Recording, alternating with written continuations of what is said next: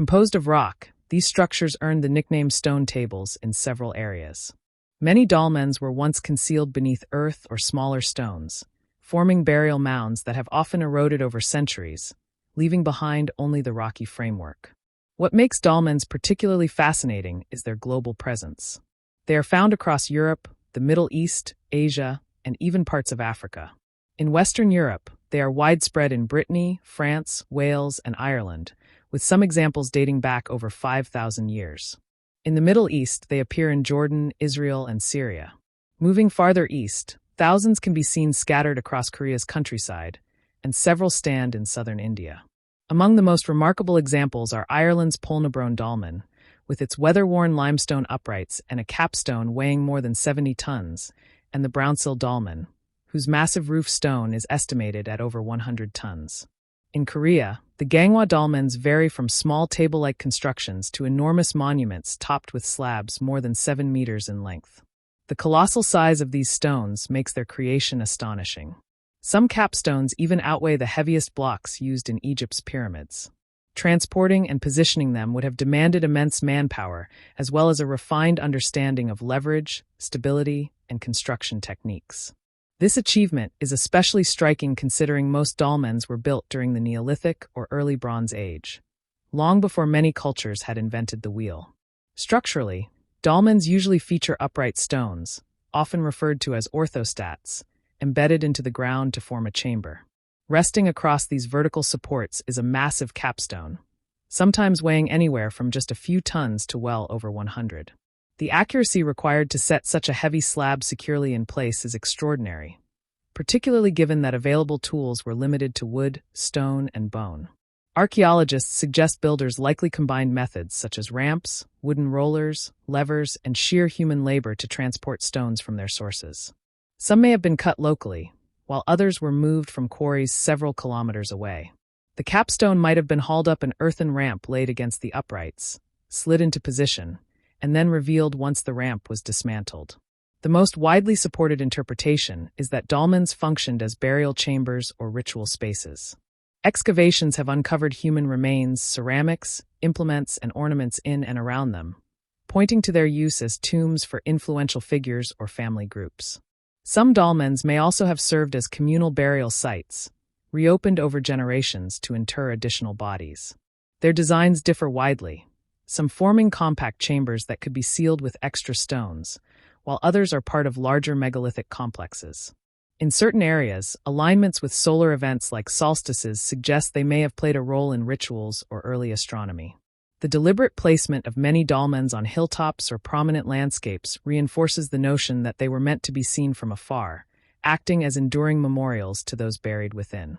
One enduring mystery is how societies separated by oceans and vast distances developed such similar designs.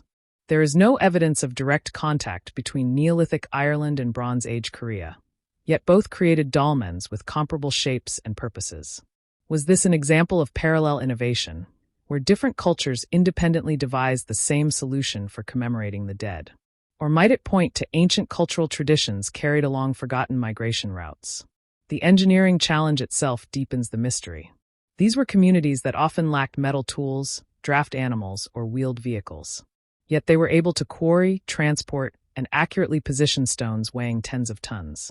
The scale of planning and organization required suggests capable leadership and complex social structures able to coordinate large groups toward monumental construction. While many dolmens clearly served as tombs, their deeper symbolic meaning remains uncertain.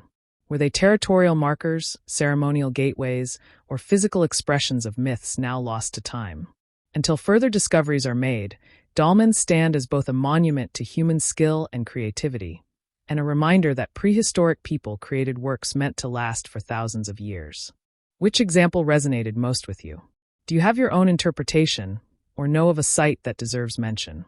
Share your thoughts, Bell. Each strike sent reverberations ricocheting across the quarry walls. Advancement would have been painstaking and grueling, with every fragment of rock chipped away manually. Once detached from the solid bedrock, the enormous slabs still had to be transported several kilometers to the mausoleum's construction grounds. That alone demanded a vast, organized undertaking, thousands of workers, elaborate sledging mechanisms, and timber tracks or wooden beams laid and replaced continually as the colossal stones crept forward. Even comparatively smaller megaliths, such as those at Baalbek in Lebanon, have long stirred debates about ancient methods of transport. The Yangshan stones, however, make those examples appear modest in scale.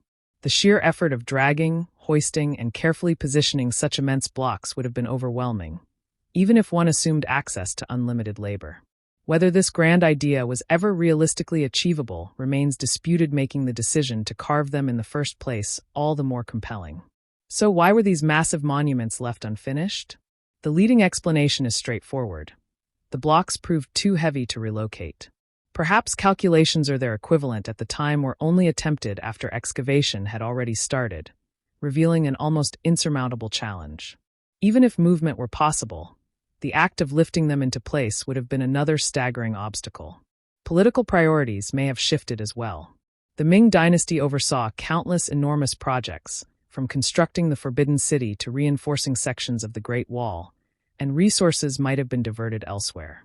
The reign of the Yongle Emperor was defined by ambitious enterprises, but it was not without logistical constraints. Some scholars believe the undertaking was halted once the emperor, or his planners, realized it was not merely unrealistic, but could jeopardize the entire mausoleum if it failed. Whatever the cause, work ceased suddenly, leaving behind one of the most striking examples of what might have been in architectural history.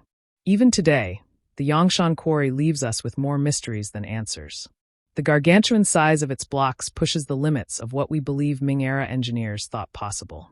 Even with today's machines, shifting those stones intact would be a highly demanding and technically complex feat. Was this project simply ambition overtaking practicality?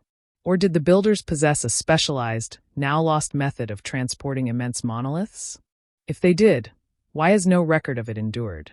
Standing before these unfinished titans, one cannot help but feel wonder. They stand as physical testimony to a vision that tested the boundaries of human ability, only to halt just short of completion. The blocks still rest where they were cut, as if waiting for someone to finish a dream begun more than 6 centuries ago.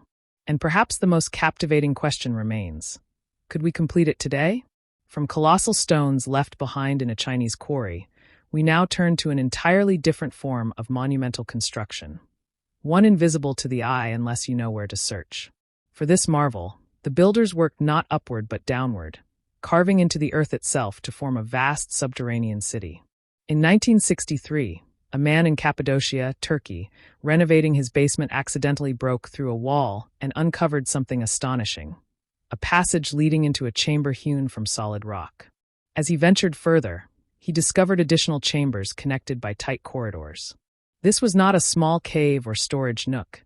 It was the entrance to a sprawling underground metropolis. Today it is called Derinkuyu, one of the most expansive and deepest subterranean settlements ever uncovered. It plunges about 60 meters, nearly 200 feet, beneath the surface, layered across multiple levels. These tiers are linked by steep stairways and winding tunnels, some broad enough for crowds, others so tight that travelers would need to walk in single file. The rock of Cappadocia is volcanic tuff, soft enough to carve yet sturdy when reinforced. For millennia, the inhabitants of this region have hollowed out homes and storehouses in this stone. But Derinkuyu is on an entirely different scale. Its immensity and intricacy distinguish it as far more than a simple refuge. As archaeologists investigated, they realized Derinkuyu was designed to support an entire community for extended periods. Kitchens bore blackened ceilings from centuries of smoke. Storage chambers for wine, oil, and grain lined the tunnels. There were vast communal gathering halls, smaller family quarters, and even rooms that resembled schools or council chambers. Perhaps its most remarkable engineering feature was its air system. Over 50 ventilation shafts carrying fresh air down through the labyrinthine depths. Visualize this: a hidden quarry in China where ancient workers shaped the biggest stone slabs humanity has ever attempted, prepared for an immense construction, but abandoned before their goal was completed. Below the surface lies an underground metropolis. Passageways and chambers stretch wide enough to provide shelter for tens of thousands. Alongside, a trove of massive bronze masks, so intricate and alien in appearance, they seem tied to a civilization unlike anything else ever uncovered. Across our planet, archaeological finds emerge that go beyond being impressive. They are perplexing. Some are so massive, so finely engineered, or so peculiar in form that they appear to surpass what we believe their creators could accomplish. Yet they exist. These aren't legends, not stories passed down through generations, but real, tangible places and artifacts you can observe, handle, and investigate. They've been documented, photographed, and analyzed by specialists for decades, and still in many cases, the explanations don't fully fit. In this feature, we'll delve into 8 such enigmas. From gigantic megaliths to figures shaped like beings from another world, from circles of stone visible only from the air to burial grounds now submerged underwater. We'll uncover what's been discovered, the background behind each site, the magnitude of labor required, and why, even with advanced tools and years of study, so many mysteries remain unresolved. Some of these wonders will make you question how construction was even possible. Others may draw your imagination to the daily lives of the people behind them, working with skills and instruments that, on paper, should never have been enough to achieve what stands before us. Whether your interest lies in history, engineering brilliance, or unanswered puzzles, prepare yourself. We're about to journey into some of the most astonishing archaeological discoveries that continue to resist full explanation. Just outside Nanjing in Jiangsu Province, China, lies the Yangshan Quarry. For centuries, it provided stone, with usage stretching back before the Ming Dynasty. But during that dynasty, it became the site of one of the boldest building efforts in imperial China. In the early 1400s, under the rule of the Yongle Emperor, the quarry was selected to provide material for his grand tomb, part of the Ming Shaolin complex. Workers carved straight into the mountain, shaping stone slabs on a scale far beyond anything previously used in Chinese construction. The project wasn't just large, it was unprecedented. The plan was to craft monumental elements that would form a towering stele, a permanent tribute to the emperor's glory. What stands today, however, is something altogether different. An enormous quarry abandoned mid-task, with giant blocks still rooted in the rock. 3 enormous stones dominate the site, each partly carved and left exactly where they were. The largest, still joined to the bedrock, is estimated to weigh around 16,000 tons, making it the single heaviest stone ever attempted by humans. To give perspective, that's heavier than some modern warships. Close by, 2 additional blocks remain in different stages of shaping, each weighing thousands of tons. Their size and purpose leave no question. This was meant to become a monument of unmatched scale. Historical accounts suggest these were intended for the colossal stele at the Yongle Emperor's mausoleum, an upright structure that would have towered over the landscape, broadcasting the emperor's might for all eternity. Instead, they remain frozen in the quarry floor, their rough surfaces and sharp edges silently testifying to the ambition and sudden halt of the project. Today, the site is a striking mix of untouched natural stone and finely cut faces, producing a surreal contrast between nature and human design. To truly grasp the ambition of the Yangshan effort, think about the engineering hurdles. The largest block, at 16,000 tons, is beyond the safe lifting power of even today's best cranes. Moving such a block across rugged land without modern machinery is almost unimaginable. Picture teams of Ming-era laborers, armed only with chisels, mallets, and wedges, sweating under the blazing sun, attempting the impossible.